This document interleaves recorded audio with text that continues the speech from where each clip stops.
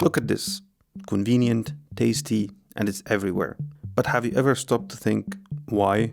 You see, we are literally surrounded by choices that, let's be honest, aren't the best for our bodies. Obesity rates are climbing, yet the fast food, soda, candy, they are not going anywhere. They are multiplying. Then there's this fresh, colorful, but somehow always overshadowed by those alluring snack aisles. Today, we are journeying into the secret links between our society's hunger for profit and our hunger.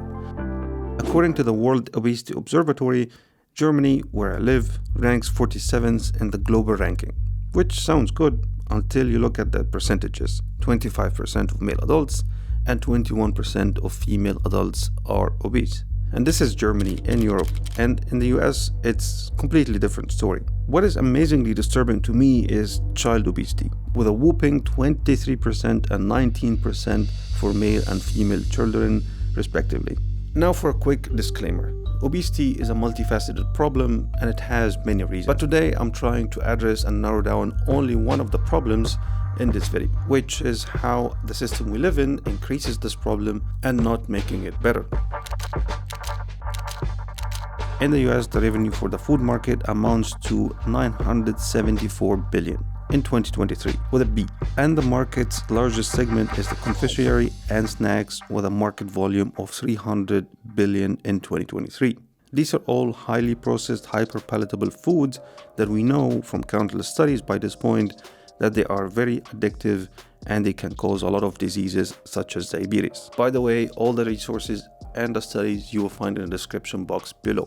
If we take a look at this 2013 systematic review of the international evidence on the food and beverage marketing to children, we will find some really interesting results. So they had some really rigorous reviews conducted during the period of 2003 to 2012, and they found the extreme extent that food marketing has on children. The research, employing a mix of methods from experimental studies to naturalistic surveys, confirms food promotion can impact children's knowledge, food preferences, purchase behavior, food consumption, and diet-related health. And that's what they said. Food marketing to children continues to primarily promote high-fat, salt, or sugar foods. Marketing strategies continue to employ multifaceted and integrated techniques which are highly engaging and attractive to children. The most fascinating bit for me is this. Promotions continue to target children as consumers in their own right and as intermediaries who can influence other consumers, especially their parents and peers. Now this to me makes a lot of sense. If the market volume is 300 billion, it makes sense that they promote high-fat, hyper-palatable food to children. Especially if these kids will grow with these brands and later in life they will identify these brands and they will keep buying them all their lives. To further support this claim, 2017, Wellington, New Zealand, they conducted a very interesting experiment. In a cross-section study of 168 children, each child wore a wearable camera on 4 consecutive days, basically capturing images automatically every 7 seconds. And disclaimer, by the way, they asked the kids to remove the camera when they have to go to the bathroom or when they need some privacy. They found out that children were exposed to non-core food marketing 27 times a day across all settings, more than double their average exposure to core food marketing. For core food, the exposure was mainly at home or in public spaces other than food or recreational venues. On the other hand, 19% of the non-core food items occurred in schools, of all places, which in my opinion is very, very wrong. So the question here is, do we really love salty and sugary foods and hyper-palatable food, or the system and the food industry is tricking us and brainwashing us since we were kids? Hey, Rocky, watch me pull a rabbit out of my hat. From an evolutionary perspective, our brains love high-fat, high-sugar foods. Unfortunately, this part of our brains didn't really evolve with the abundance and availability of food around us. We no longer need to spend days looking for food or waiting for harvest. We can simply visit any grocery store and buy whatever we want. But this exposes our brain to a hack that these food companies are running on us. There are countless research on how hyper-palatable and high-sodium, high-sugar food is hacking our brains to want it more. And this is also known as addiction. And voila, you get profit. Now don't get me wrong, I'm not sitting here on my high horse telling you not to eat all these tasty food. I indulge in these foods from time to time. I love me a bag of chips, or better yet, some caramel glazed almonds.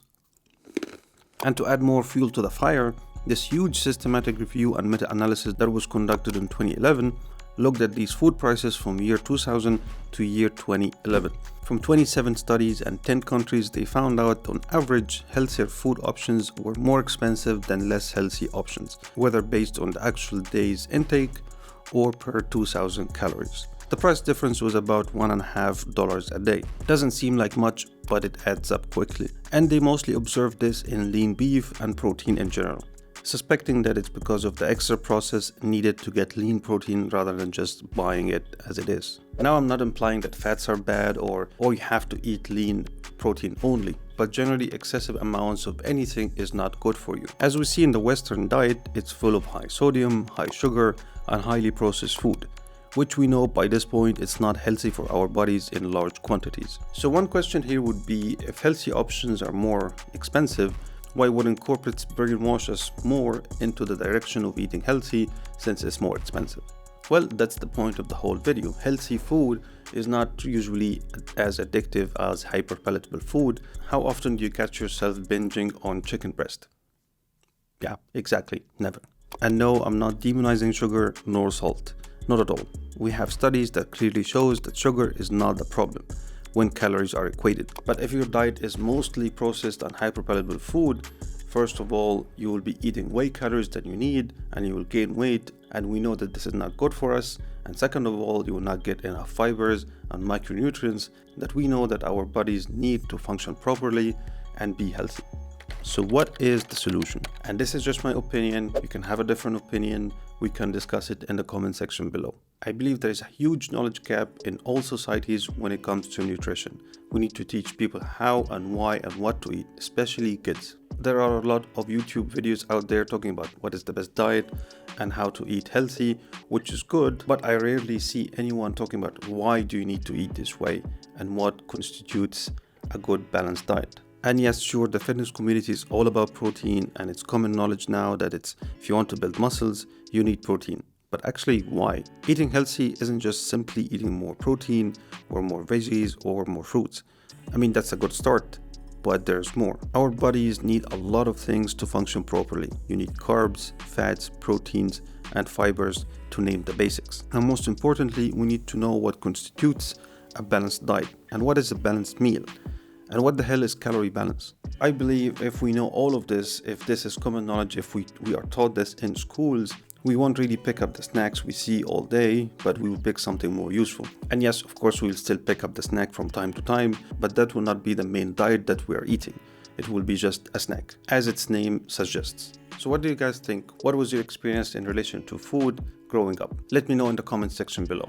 My personal experience was that I grew up, no one told me anything about food. You just eat because you have to eat, and you just eat anything. Sometimes because of cultural reasons, you have to eat some protein, but it wasn't really a common knowledge that you need to eat more fibers or you have to take care of your micronutrients and they need to be in balance. That was not something that anyone taught me growing up.